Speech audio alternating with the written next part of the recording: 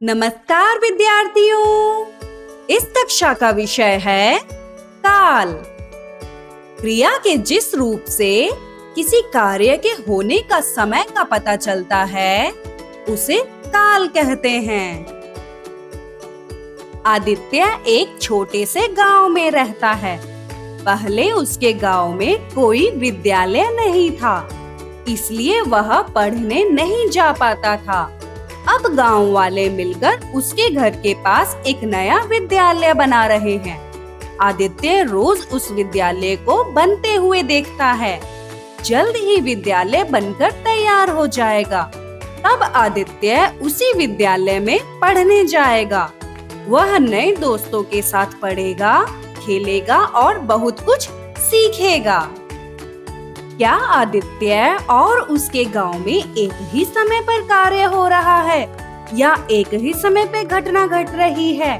नहीं, इन्हीं अलग अलग समय पर हो रहे कार्य को हम हिंदी व्याकरण में काल के नाम से जानते हैं। काल के 3 भेद होते हैं: भूतकाल, वर्तमान काल, भविष्य काल। भूतकाल जिस क्रिया से बीते हुए समय का बोध हो उसे भूतकाल कहते हैं। जैसे मैंने कल कहानी पढ़ी थी। मोहन विद्यालय गया था। पिछले महीने खूब वर्षा हुई थी। वर्तमान काल जिस क्रिया से वर्तमान समय का बोध हो उसे वर्तमान काल कहते हैं। जैसे रीमा एक नई कला सीख रही है। बच्चे मैदान में खेल रहे हैं। रोहन रोज गाने का अभ्यास करता है।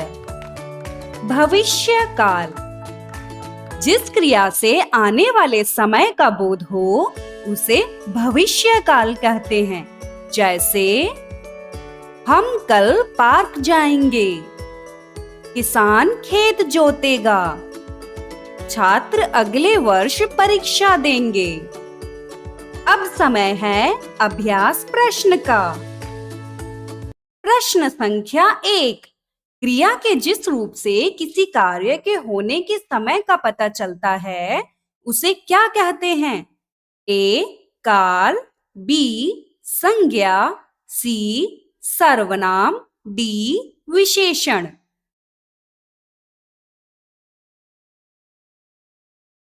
सही उत्तर है ए.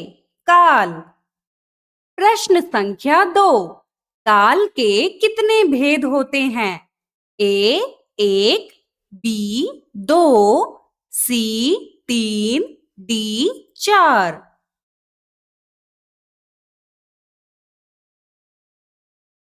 सही उत्तर है सी. 3। भूतकाल, वर्तमान काल, भविष्य काल। प्रश्न संख्या 3। निम्नलिखित में से काल किसका बोध कराता है? ए. नाम का, बी. समय का, सी. विशेषता का, डी. वाक्य का।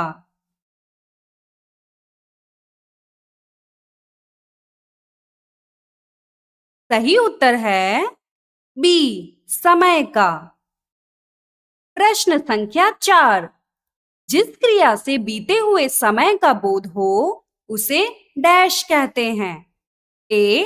वर्तमान काल, बी. भविष्य काल, सी. भूतकाल, डी. वाच्य।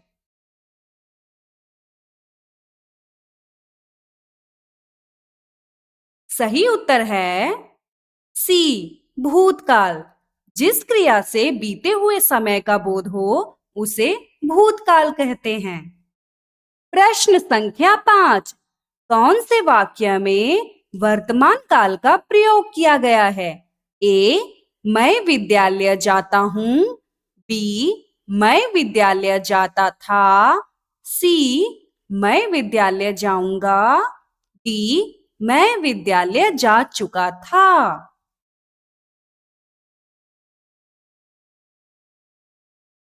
सही उत्तर है ए. मैं विद्यालय जाता हूँ। प्रश्न संख्या 6। कौन सा वाक्य भविष्य काल का है? ए. नीता चित्र बनाती है। बी. नीता चित्र बनाएगी। सी. नीता चित्र बना रही है। डी. नीता चित्र बना चुकी है।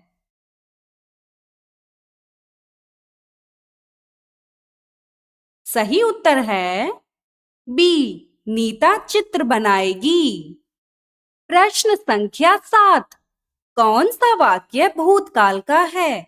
ए. रोहन कल दिल्ली गया था। बी.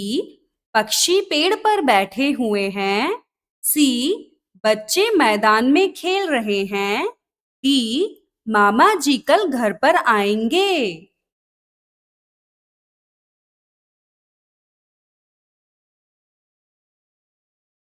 सही उत्तर है ए.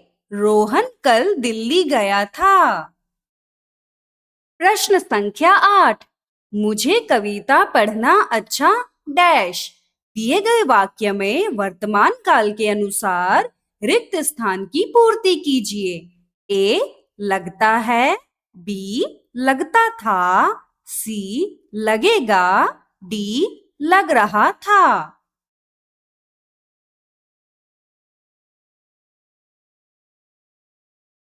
सही उत्तर है ए. मुझे कविता पढ़ना अच्छा लगता है। प्रश्न संख्या 9। सही मिलान चुनिए। सूची 1 को सूची 2 से मिलाना है। इसके लिए चाहे तो आप वीडियो को पॉज भी कर सकते हैं।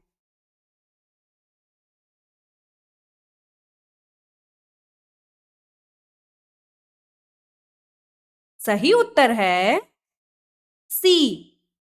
सही मिलान इस प्रकार होगा। भूतकाल बीता हुआ समय।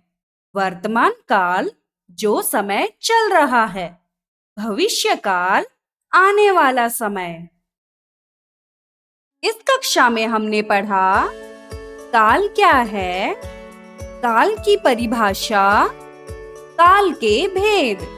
अभ्यास करते रहिए, फिर मिलेंगे। धन्यवाद।